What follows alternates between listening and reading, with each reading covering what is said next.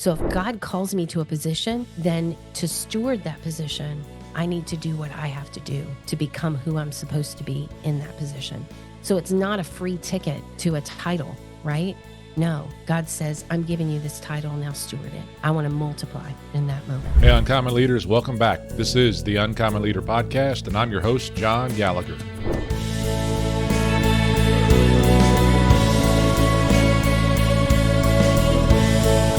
FRANCINE Ivey, welcome to the Uncommon Leader Podcast. It's great to have you on the show. I'm looking forward to our conversation today. How are you doing?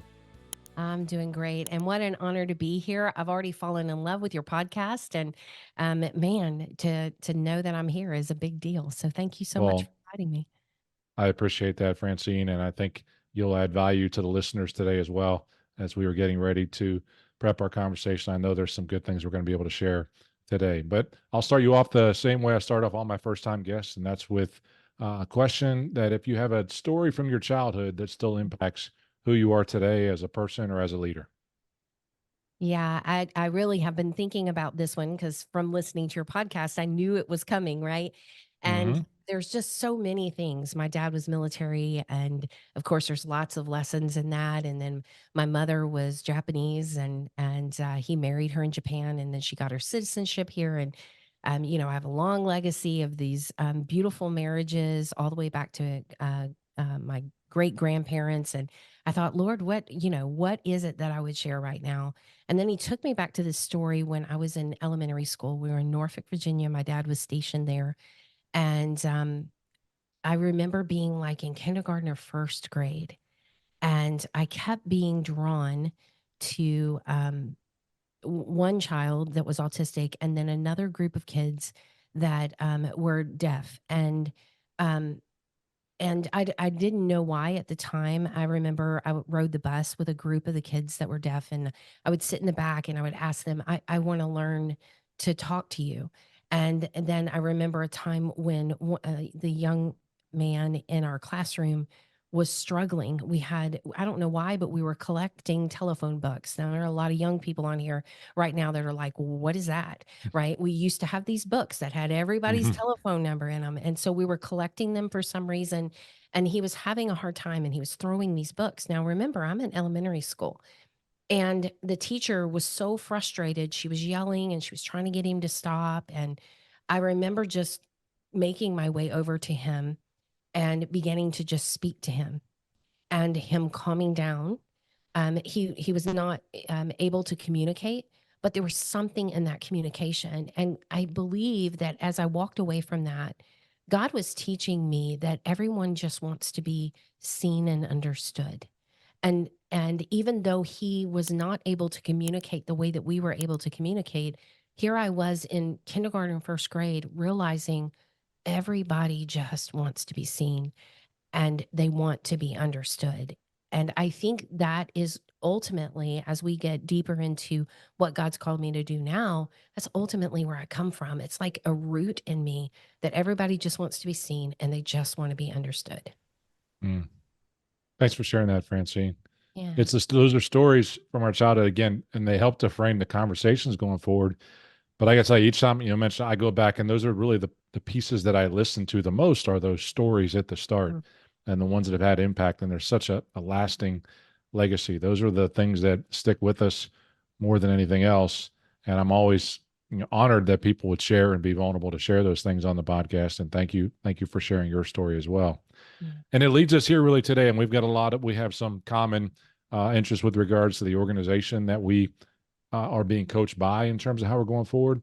But I am Yes. curious, as I had a chance to really look through your bio, you're the CEO and founder of Consume Coaching. It's a faith-based coaching organization that helps entrepreneurs overcome their challenges and succeed in business and life without sacrificing their faith and their desires in that, from that standpoint. You've Hmm. also had a career in ministry as a pastor's wife, as you were explaining to me before we got started, and even a successful business. How did Hmm. you end up in coaching? What led you to that and starting Consume Coaching? Yeah, it came from a pretty hard place. So, um, uh, 27 years of incredible ministry. I would actually tell you that 27 years of honeymoon marriage his blue eyes, I just think about his eyes and him holding my hand, and my tummy Mm, still turns like a schoolgirl. We did business together, we did ministry together, we homeschooled the kids, we traveled together. So we really didn't even have those times apart because everything we did out of our home, and we did it all together. So um, we had built churches, we'd done evangelism, we did all the stuff, right? And so January 8th of 2017, my husband preached an incredible message in a pretty early church start. My daughter, my middle daughter, was leading worship that morning, and my 11-year-old son gave his life to Christ that day. As a matter of mm, fact, we have the whole sermon on video, and his little hands going up on his dad's shoulder, giving his life to Christ that morning, and we have that in the corner of the video. Incredible morning that afternoon. We're sitting down eating fried chicken, which is the preacher's bird for dinner in the afternoon, and so we were sitting there, and my husband looked across the table from me. The kids had already left the table, and he said, "This is the day of the Ivies." And of course, that's our last name. And I said, "What do you mean by that?" And he said, "I just feel like I couldn't be happier with where our family is right now." Little did I know just a few hours later, I would need those words so badly. I stepped into a business meeting with my team, my sales team, and we were on a call talking about audacious faith. And I stepped outside of the office. He had told me he was going to run to the store, get some creamer. We normally had coffee in the evening and discussed our week. And but he wasn't home, and the store was just really 5 minutes around the corner. So I looked at the kids and I said, "Hey, where's dad?" And they said he hadn't come back yet. Um, Unbeknownst to me, I don't even know why I did it, but I grabbed my keys and I jumped in the car and took off to figure out what was going on. I think the Lord was already preparing my heart. And as I rounded the curve, I saw the semi truck and I saw all the lights. And mm. within a matter of minutes, my life was crumbling around me. He was on the way home, and a truck went through a light too fast. And he, instead of coming home to me, he went home to be with Jesus. And honestly, I I really everything crumbled at that moment. Like when you're a pastor's wife, um, every my identity was gone. My spiritual leader was gone. My whole future felt like it was laying on the ground. And after after telling my kids, and of course, everybody rushed into the house, and the house was full of people. I remember saying, "Hey, watch the kids for me. I just need to go in my bedroom. I just need a moment." And I didn't even make it to the bed. I crumbled to the floor as the door shut. Tears were just streaming down my face. And I remember being just in that pivotal moment of, I have a choice to make right now. I can say, God, I'm done. I can crawl in that bed, cover my head with the covers, and say, you know what? I did all the things. I prayed, I've served you, I've been diligent, all the things. And God, you failed me. And I literally had the choice to quit in that moment, or I had the choice to cling to him harder than I've ever cling to him before. And in that moment, I remember making that choice and saying, God, I need you. And so as those tears were hitting that carpet, I remember thinking to him, God, I don't understand this pain. I really don't. It was literally physical, even more than emotional. And those the tears, I said, God, if you'll take these tears, if you'll take this pain and somehow give it purpose, I'll give it to you. I'll give it to you. Little did I know 4 days after the funeral, God would call me to jump on a live. Um, it was Facebook Live at the time. Periscope was going away. Facebook Live had just become the big thing. My husband was doing this, 20-minute devotional. Of course, he was a preacher, so it turned into 45 minutes usually. But Of course. he was doing this 20-minute devotional every morning for people as they were going to work. And God said, "Get on the daily Devo." And I was like, I'm not the one with the 4 doctorates, God. I'm not the teacher.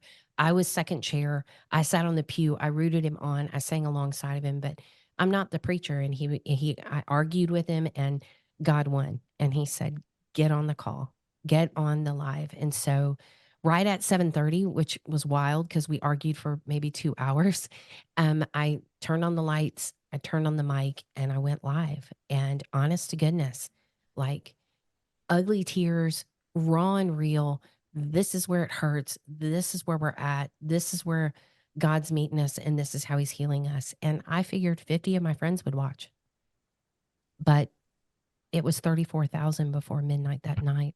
The video went viral. People were messaging me from behind because it was so authentic and real, and it was real pain, right? Why Mm. do bad things happen to good people? What you did, you guys lived right. Why would this happen to you? Well, it doesn't make sense.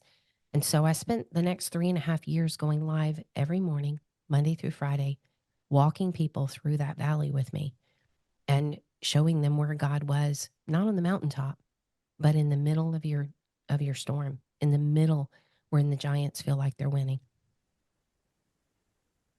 And out of that is where all the coaching came out of. Francine, so I knew only a little of that story as I look at your bio and tried to be prepared and even myself be uncomfortable. And I still felt the physical tension in my body as you were telling that story. I do appreciate you sharing that. I am sorry for your loss. And there aren't words that make that easier. As a man of faith, I think I would be in a very similar place in Mm, terms of the why and the anger that are there. I find it very ironic at the end.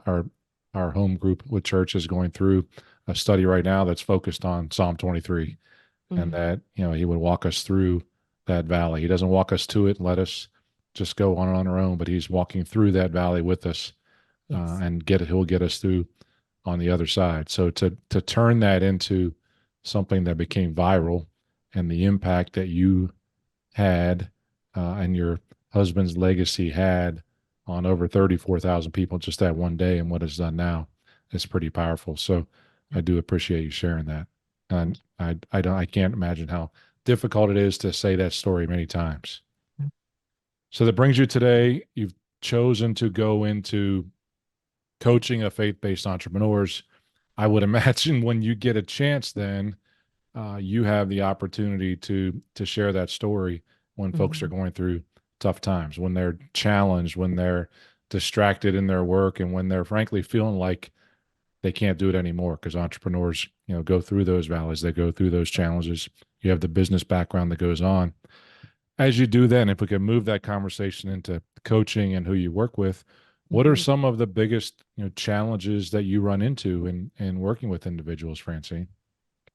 Helping them understand who they really are. I think God's given me such a gift to be able to, and my team such a gift to be able to really see who they were created to be. And the world seems to deal with this limiting belief and this imposter syndrome, and they see themselves through through the eyes of all the negativity that they've heard since childhood, and really helping them understand and unpacking that they're truly equipped already. Most of what we coach, they've already been somewhat doing without intentionality. My husband used to say all the time, titles should be redundant, right? We're already walking in those gifts.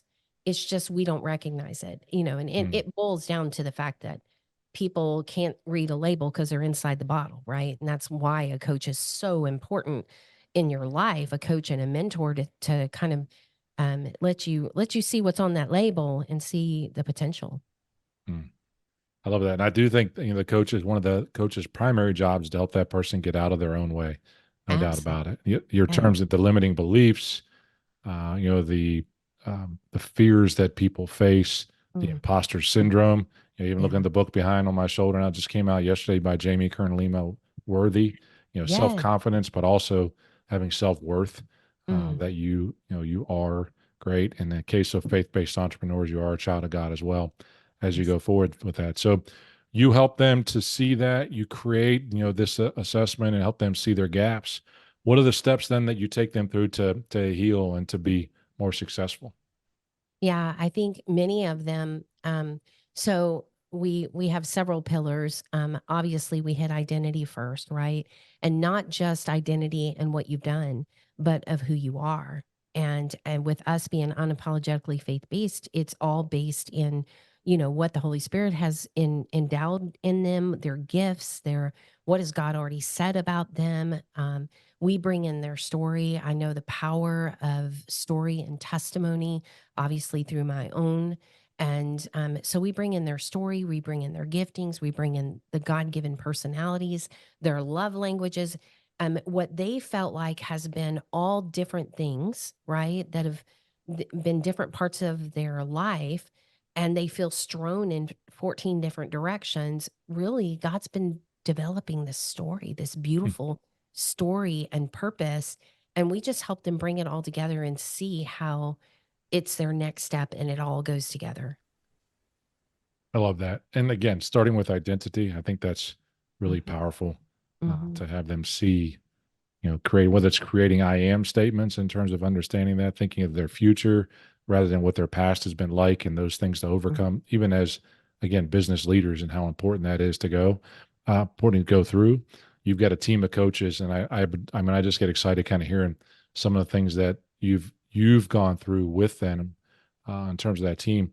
Do you have a success story that you're ultimately proud of, a story from a client? And you don't have to reveal who that is. Obviously, I'm not asking you to change that, but just one that where you have had significant breakthrough working with someone that you feel really good about. Goodness gracious. On one side, I think the thing that surprised me is at one point, here I was, ministry background, and then God calls me into coaching. I didn't even know what it was in 2018. I went to my first certification, and at that point, it was life coaching. I had kind of partnered with the counselor that had walked us through grief and just helping people when they're coming out of counseling. They need a coach to start moving forward. Now they've gone from zero, a negative 10 to zero, and they're done with the counseling part of that. But now it's time to move forward, right? In new steps, in new ways, without all that brokenness that they've gotten rid of, right? And so that's what I was doing at first. And then all of a sudden, now the blue, God calls me to this corporate company. They're literally, they reach out to me. I'm like, I'm not qualified. Like, I don't understand that. I'm in this corporate company, and through several interviews, they actually hire me. I'm like, Hmm. I don't understand. Secular, not at all. Faith based. I'm kicking and screaming, going, knowing that God's sending me. And in the first 3 months, I'm literally coaching 10 different industries I've never been a part of.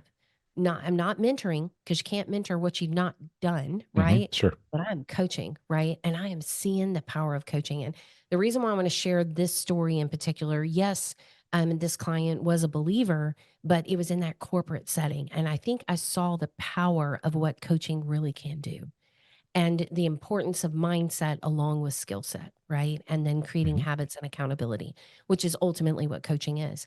And so this was a beautiful mortgage leader, and she she did really well. I mean, she was very successful, but she said, "I never can go on vacation, and when I even get to go on vacation, I have to take my computer." And she said, "And I never can hit that 25 million mark. Like, I just can't hit that mark, and I really wanna start." That's what she wanted to close monthly. And, so we started delving in, of course, skills and sales skills. I'm looking at her pipeline. We're crunching numbers. I mean, we're doing all the things, right? Making sure that she's organized, that she has good follow up. We hired an assistant to try to help with time management and things like that. But the more I looked at her systems, I'm like, I think you got this. And so the more and more I realized she's got all that, and honestly, I just began to pray about it. I was like, "God, what's holding her back?" And it was mindset. It Hmm. was total mindset, understanding what I call CIA, which is controllables, um, and things you can influence and things you have to accept. And being able to take a moment and lay it inside which column. Is this controllable? Is this something that I can influence? Or is this just something I have to accept? because what was happening, if you're in mortgage, you know exactly what happens, right? You're in mode, you've done all your work, and then all of a sudden the realtor does something that they shouldn't, Mhm. or the The new owner buyer or the when seller. yeah, buys something, right, that they're not supposed to buy, and your Sure. whole deal blows up on you. And so you feel like so much is out of your control. Well, when you try to take what's out of your control and stick it in that controllable place, you actually implode, right? Emotionally, you implode. And if she didn't just go in her room and throw the covers over her head, she would at best just be trudging through the day, which would Mm, slow down everything that was going on. As soon as, I mean, that simple understanding of what situation needs to land in what area and knowing what to do from there, right? Radically changed her business, like way over 25 million a month. Went on 3 vacations that year. So mm. it taught me that sometimes our mindset and the skills around understanding how our mind works and how we limit it and all of those maybe may make the drastic difference that you need in your business. And I think that just blew me away. And of course, derived totally from me just going, God, what? Stopping because all the numbers look right. Yeah, it's sometimes we won't rise to our systems as well. I mean, we've heard that said before. We won't rise to the level of our expectations. We'll fall to the level of our systems. But if we Mhm. can't embrace those systems that we've put in place and run them through, it becomes very difficult to execute on those systems, to have those checks and balances to make that happen. And again, very much what a coach can do to try and Mhm. work their way through, and what God can do when you go out there and ask, Yes. because it's something that He will respond to. You mentioned the 25 million number, the vacation. I'm going to ask for a Yes. friend, right? Okay, we'll see how that goes. Yes. And because that number like, is out there, like the big number. And as a faith-based entrepreneur, as a faith-based business person, there's often a tension between how much money should I make and what's the kingdom impact? And is Mhm. it, too many times you get thrown at you, the love of money is the root of all evil. I don't think that's what happens, but how do you coach a person that's suffering through that tension of trying to elevate their business to make more money, yet also trying to make the kingdom impact that they want to have? I think my first statement that I wanna make over that is money is just a resource. As long as it doesn't become your identity, right? My number, it has nothing to do with my identity, but I want to be such a good steward because if I'm a good steward, then the Lord can grant me the ability to steward that money, right? That's his. I remember a time when God had given us some amazing resources. I was top 0.1% in a company in the midst of being in ministry. And we ended up getting a home that I struggled with. Like, I did not put on social media. I did not take pictures with it behind me. I was very careful because of being in ministry not to post it, but it was many, many square foots. It was a house that was definitely a God gift to us. Hmm. And I remember getting in the living room floor before I even showed it to the kids, before we ever moved a piece of furniture in it. And I remember telling God, "This is yours. You've given it to me for this season.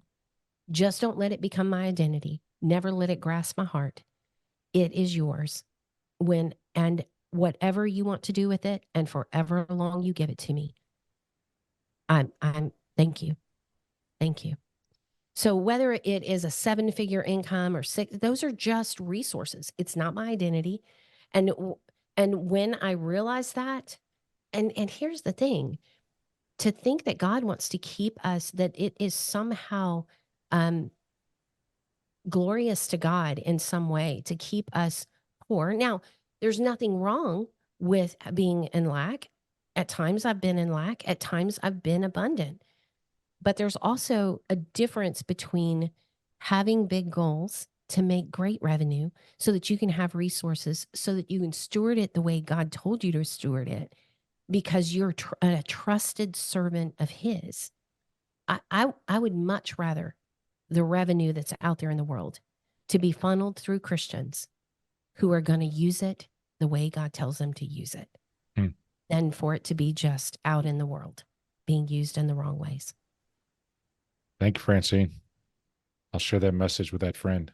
No doubt about it. Yes. Let that person know. Again, I'm hearing it's not our identity. Uh, Understand that it's also not our money. And if we Yes. can be faithful stewards of that, Yeah. there is the opportunity to have to be in abundance as long as we steward those resources the way God wants them to be used. Absolutely. I appreciate you sharing that. Yeah. Francine, for Absolutely. you to be a good coach, you've got to stay on top of your own personal development. How do you Absolutely. stay on top of that and kind of practice what you preach when it comes to your own habits and disciplines to be the I leader have, that you need to be? yeah. Number one, I always have a coach. I can't say that I believe in coaching if me as a coach don't have a coach, right? I do believe, even as a coach, we cannot, if you're inside the bottle, you can't read the label, right? You think about every athlete out there, they can out throw, out block every coach but that coach has the eye to see what needs to be adjusted. I heard there was a quarterback, and he literally had four coaches. One Mm, watched his hands, one watched his feet, and I'm thinking to myself, yeah, that's number one. I always have a coach. I have someone I've given permission to hold me accountable and to help me create new habits because I'm not going to improve without it. The other thing is, I'm a student of the game. I am always learning. I love books. I'm a reader. I love podcasts. Um, I joke with people that much of what God's ever called me to do, um, I was not qualified ever to mm, do what he's called me to do. But here's the thing, I didn't stay that way because I believe in stewardship, right? So if God calls me to a position, then to steward that position, I need to do what I have to do to become who I'm supposed to be in that position. So it's not a free ticket to a title, right? No, God says, I'm giving you this title, now steward it. I want to multiply in that moment. love that. He doesn't call the qualified, he qualifies the called. Yep, If we take that absolutely. discipline and that habit that he's asked us to do, Philippians 4:9 is pretty clear. I've Mhm. given you the thoughts, I've given you the resources, now take action on it and make Yes, something happen. Absolutely. absolutely. When I think about that as well, is there a book, so your reader, that's specifically had a big influence on you and your coaching style? It's a book that I actually do send my clients, and that is Chase the Lion by Mark Batterson. I love the idea, the whole idea of it is that, and I can't remember the name of the biblical character, but it actually says he chased the lion into a snowy pit. And Hmm. and Mark brings out in the front end, he says, what kind of person, it's one thing to protect yourself from a lion chasing you. It's a whole nother thing to chase a lion, right? Absolutely. And that's the kind of clients I want, ones that are willing to chase the lion. You have me curious. I'm going to look that one up, add it to the reading list. Thank you for sharing that. Yeah. I have so many things I keep asking you. I'm just going to honor our time as we go forward. Um, the level of client that you deal with, again, you have to stay ahead of them as well. Technology wise, what's your viewpoint on starting to use kind of the different tools and technology as well, AI and some of the other things that are available out there? Use it as a resource. For me, AI is like Google, right? Mhm. It's not supposed to replace you. But if it is a source to be able to, I use Chat GPT, and I will just have a conversation with it. Like, especially when we're looking at, we just did a real big kind of maneuver in our because of working with BBG and working a maneuver with our ideal client. And so I have this one running Chat GPT where I just talk to him about my client, like, this is what they struggle with, and this, and we just keep deepening and deepening. Tell me what the 52 questions are that my Mm, client most needs. What kind of conversation are they having with their best friend when they're frustrated with their day and they're just unloading? What are they frustrated with? And I just keep digging deeper. Now, I'm not cutting and pasting it, right? I want mhm. me in this. But for me to be able to use that as a resource is just beautiful. I'm a tech girl. I have a Tesla car. That's not even I mean, that's not a car, you're driving a computer. Mhm. Right. So, asking me about tech is like, I love tech. So, Well, I love the use of it to equip you and to augment your coaching as well. I mean, the use of AI. You're exactly right. The word that I hear coming up with AI that we can't lose, that AI is decades away from, is authenticity, and that absolutely. word is something that we have to keep in our delivery. That copy and paste. You're exactly right. Is not authentic at all. That even again as faith based, there's a lot of discussions around AI Mhm. and what if somebody evil gets a hold of it and things like that, and that exists in our world. It does. But when we can use it to equip us again to further the impact that we want to have, I think it can be a very powerful resource. Thank Mhm. you for sharing that. And I would say this too, though, just to speak to someone who may be afraid, a lot of damage has been done with pen and paper as well. Absolutely right. Yeah. Francine, you've got a book out as well. Tell me about this. Tell me about the book you wrote and why you wrote the book and who you wrote the book for. Yeah. Well, we were redoing our website and I needed a nice freebie. And honest to goodness, I thought I love the idea of understanding that the world and all of the skill sets and all of the things that it teaches, it really derives in the word of God. Like there's more power in the word of God on how to run your business and how to have the right mindset and all of those things. And so I sat down and I began to just write out all the concepts in the Bible and that pertain to how to be successful. What are the promises of God? And so I ended up writing 21 kingdom success principles that will help you do business God's way, tapping into the promises that God has for you. I had no idea it would be a big deal. I just thought it would be a nice download. I'll get a bunch of emails. At one point, I was showing one of my, this is so silly. At one point, I'm showing one of my clients how to put their book on Amazon. So I thought, well, I'll just put that out there on Amazon as well. And so I showed her how to build a cover, put all of it together. We stuck both of ours out there. And then God just kind of put on my heart to do a 10-week Bible study with it. It had the largest registration I've ever had. I had no idea how much that would speak to my ideal client, my audience. And honest to goodness, John, it is every time I show up, God just takes over at this Bible study, and there are tears, and we are digging in, and the Holy Spirit just moves in that moment. And I really believe God's pulling his church back into the marketplace to make a difference and to steward that area in a really powerful way. And I'm totally honored and amazed that I get to be a part of that. I think that's so cool. Thank you Mhm. for sharing that with others. Francine, our conversation has been great. How can folks get in touch with that free resource or even buy it online? And how can they stay in Yeah. touch with you as well? Absolutely. I'm on all the social medias, IVEY, Francine. And of course, consumecoaching.com. There's lots of different ways, a ton of resources and downloads there. If you just want to tap into, if you want to do a little search about who God is and who He could be in your life, I would love that. And we always offer a free strategy call. You can request one of those. Unpack your story, whatever. We're here for you. Love that. And I wanted to ask that, and I had it as a note, and I didn't get to. I'm going to ask it anyway. Consume coaching. Where did that name come from? My husband's last message that January 8th was called Consumed by the Call. Hmm. And he actually was calling everybody out. And he was really talking about the multiplication of affecting two lives every day, just impacting two lives and being consumed by the call and realize that we're just stewarding our minutes, we're stewarding our time.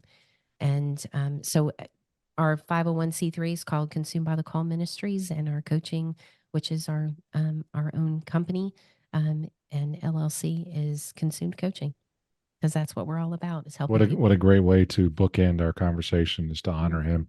Absolutely. And again, I'm so glad I did ask that question and give you a chance to share it. Again, Francine, it's been great to have you on the show. I'm going to give you the last word here. The same last question I always ask my guests, and that's I'm going to give you a billboard. You can put it right there in Fort Worth, where you are, or however you want to see it. What's the message that you put on that billboard, and why is it on there? Do it afraid. Just do Mm. it afraid. God's with you. I think that the biggest issue that most people have is not knowing enough. I think it's not taking action enough. And I think if God was talking to you, he'd say, follow me, do it afraid. Love that. Again, thank you so much, Francine, for being a guest on the Uncommon Ledger podcast. I wish you the best. Thank you.